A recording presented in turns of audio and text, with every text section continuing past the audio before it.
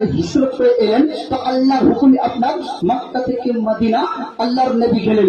মক্কা থেকে মদিনা যাওয়ার পরে বেলাল হাবশিকে আপনার মসজিদে নববীর মুয়াজ্জিন বানিয়ে দেয়। যখন মুয়াজ্জিন বানিয়ে দেয় আপনার মক্কার নারীরা, মক্কার সুন্দরী নারীরা বেলাল হাবশিকে আপনার বিবাহ করার জন্য প্রস্তাব দিতে লাগলো। বেলাল হাবশিকে নিকাহ করার জন্য আপনার প্রস্তাব দিতে লাগলো। বলতে আছে এ বেলাল হাবশি, তুমি যদি বিবি রূপে গ্রহণ করো তো নিজেকে ধন্য মনে হতো।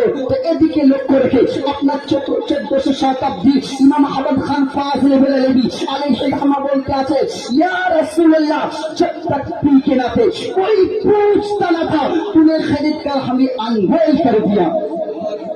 কি বলতে আছে? বেলাল হাবশি বলতে আছে।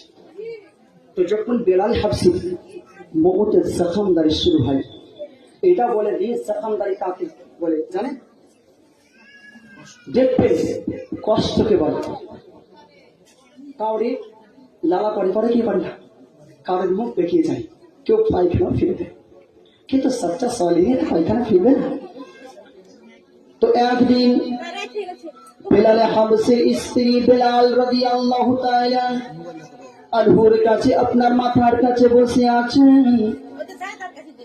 আল্লাহর ফেরেশতা মালিকুল মউত আজরাইল আপনার হাজির ও নাজির।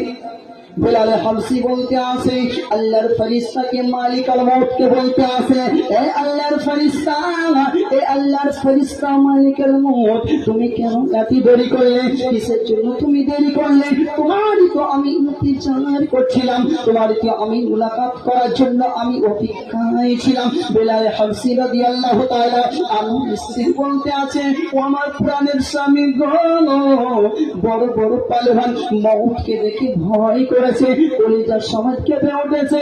ও আমার স্বামী বড় বড় মুহাক্কিক মউতকে দেখে ভয় করেছে।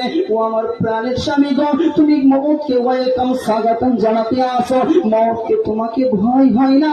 হযরত বেলাল রাদিয়াল্লাহু তাআলা আনহু বলতে আছে, ও আমার স্ত্রী, প্রাণের স্ত্রী গো, যখন আমি হুমায়ার গোলাম ছিলাম, কেউ পুষতো না, কেউ আমাকে দেখতো, কেউ দেখতো না।